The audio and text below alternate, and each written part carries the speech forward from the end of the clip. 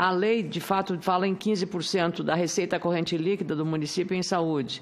Como os estados, em geral, não aplicam ou usam rubricas que tomam como saúde, mas não é saúde, saneamento, por exemplo, como se fosse investimento em saúde para cumprir a lei, que é 12% do gasto da receita corrente líquida dos estados. Então, isso sobrecarrega. Eu tenho municípios lá no Rio Grande do Sul, Panambi, por exemplo, o prefeito aplicava, até faleceu o nosso prefeito, que tinha uma grande atenção com saúde, mais de 30% da receita corrente líquida com saúde, porque como o Estado não faz e a União também fica, no momento de escassez, fica também comprometido.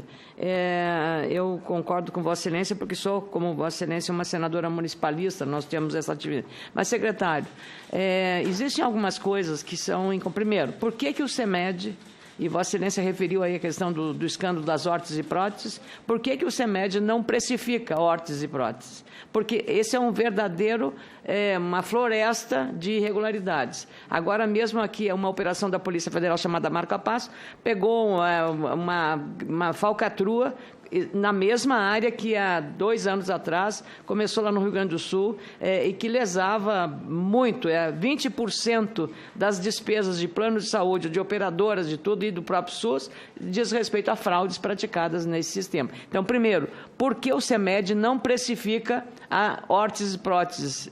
Porque não precifica. Segundo, veja só, eu tenho aqui um dado, secretário, e não sei se isso foi visto pelo TCU, que no mercado, no atacado, um medicamento para enjoo, o preço dele no mercado, no atacado, 0,55 centavos.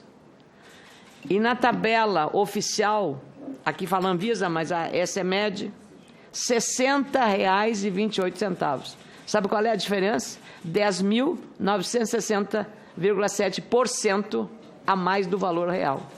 Como é que queria saber se isso foi visto aí nesse relatório e como se controla esse tipo de distorção que lesa não só os cofres do cidadão, quem vai comprar, mas especialmente do próprio setor público de saúde, que tem que fazer as compras para fornecer nos hospitais públicos. Alô. Senadora, obrigado pelas questões. Bom, em relação à precificação das órteses, nesse trabalho que eu mencionei há pouco, a gente identificou essa falha. A CEMED realmente ela não regula os preços de órteses, próteses e materiais implantáveis. Eles argumentam que, como eles ainda não têm nenhuma padronização, nenhuma descrição do que cada prótese faz, que eles teriam uma dificuldade. A gente está monitorando isso lá junto à Anvisa e estamos tentando... Desculpa, secretário, mas essa explicação lhe convenceu? Bom, a gente entende que não haver uma padronização é um fato impeditivo. Agora, daí a dizer que seria impossível se fazer uma precificação é outra coisa. Claro. Né? Então, a tecnologia está aí, secretário, tudo. Quais são as mais recorrentes órteses? Estentes, fêmur, ou alguma coisa nesse Exato. sentido? Quer dizer, então, há uma estatística sobre as órteses usadas e próteses que estão aí. Então, existe uma aferição estatísticas sobre as mais usadas e sobre os preços relativos dessas órteses e próteses mais usadas. Então, veja, eu não sou economista, não sou consultora nem auditora do TCU, mas é uma coisa apenas de senso, né? De senso comum. É uma coisa lógica, né? Você tem a indústria, fala com a indústria nacional, com a indústria estrangeira que opera no mesmo sistema. Qual é o preço médio disso? Sinceramente, eu acho que... Talvez como dona de casa, né, eu esteja falando, né? Porque, não, imagina, senadora. Não me parece impossível fazer isso. Aliás, os elementos têm vários aí, né, secretário? Posso continuar? Pode. Senadora, a notícia que a gente tem é que o Ministério implantou, junto com a Anvisa, um grupo de trabalho para implementar efetivamente isso. A gente vai acompanhar e vamos manter aqui o Senado informado do andamento lá desse projeto. Sobre a questão do preço do medicamento que a senhora mencionou, nesse trabalho que a gente fez, a gente avaliou isso sim. O problema, senadora, é que o sistema de regulação dos medicamentos no país é um sistema que eles chamam de price cap. O que significa isso? Significa dizer que você registra um medicamento X e você vai dizer para a Anvisa, com base em números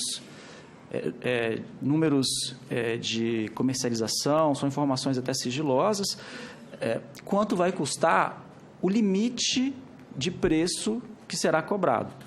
Inclusive, a lei diz, senadora, que se esse medicamento for ofertado em uma licitação em valores superiores a esse limite, a Anvisa pode, por meio da CEMED, pode inclusive suspender a autorização para venda, para comercialização daquele medicamento. Então, a gente viu vários tipos de comportamento. Então, a gente viu, por exemplo, que quando o medicamento ele tem patente, normalmente o limite, o valor que está registrado na CEMED é o valor que é cobrado. Quando quando há uma concorrência grande, a esse preço abaixa. A gente detectou uma série de possibilidades de melhoria da política de regulação e que geraram, inclusive, algumas recomendações. A gente vem acompanhando o que a Anvisa está fazendo, eles estão preocupados com essa questão também, estão tentando melhorar algumas distorções que existem na política, mas esse é um problema que, de fato, ocorre. Se a senhora me perguntar por que você acha que isso acontece, eu acredito que seja uma forma que os fabricantes encontraram de, entre aspas, se protegerem, né? Então, e é muito comum, por exemplo, a gente ver um medicamento registrado e você chega na farmácia para comprar um medicamento, você tem um convênio, você está registrado no programa do fabricante? Eu estou. E aí o preço cai bastante, né? Então, por que você não registra já com esse preço? Não é verdade? Então, é um assunto complexo, mas que nos preocupa bastante também lá no tribunal, e a gente está acompanhando de perto isso, senadora, e também a gente se compromete em mantê-la informada sobre o que está acontecendo lá.